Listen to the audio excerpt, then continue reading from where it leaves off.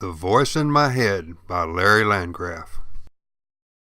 Each night as I lie and toss in bed, the words and phrases charge ahead.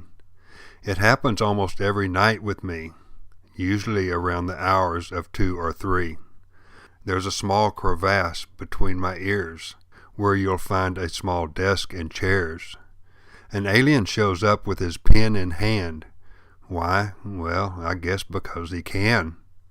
He's working on things for my books, or correcting errors, that's what he cooks. Over and over in my head, you see, then sharing what he's written for me. Most nights I'll ignore him, I need my rest. I know if I leave him alone, he'll do his best. When I awake, if it's important, I'll remember, and if it's really good, I'll crank up the computer. Where he came from, I do not know, but now I would never tell him to go. He's been working so hard to help me. This I know and can easily see. He first showed up in 2015.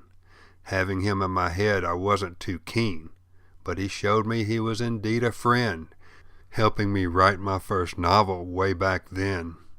You may think I'm crazy because he's there, but what you want to believe, I really don't care, because he showed up to help me for a reason. He pointed out the path, my books of 4 seasons. Then he must have liked what he was doing. He's hung around and kept the word spewing. Maybe he'll stay until I get the last volume right. All 4 books, side by side, will be quite a sight. He's not much better than me with typos and such. With a good editor, it doesn't matter so much. The story is what absolutely must be grand. No one wants to read something boring or bland.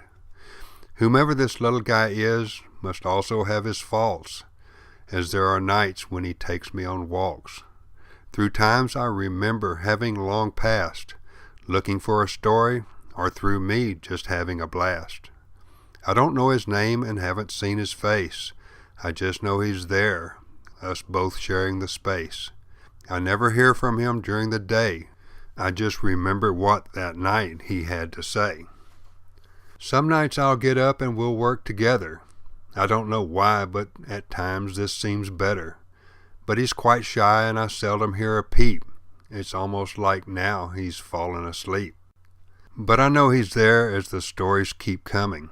He's working hard and his notes he's sharing, fixing problems or writing totally new stuff that I've never seen and can't ever get enough.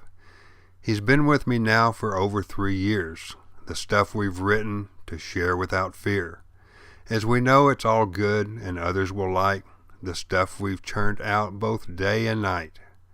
He also helps me market so sales will soar, showing me that people who read want more. They want to know their author, you see, grow my brand, an introvert I can no longer be. So you may see me wearing my coonskin hat, dressed up in leather jacket, moccasins to match, up on display for all the world to see, being the author my little friend said I must be. I'm now getting out and am quite the extrovert. It wasn't hard to do and I'm enjoying the perks. It's fun meeting and sharing myself with you.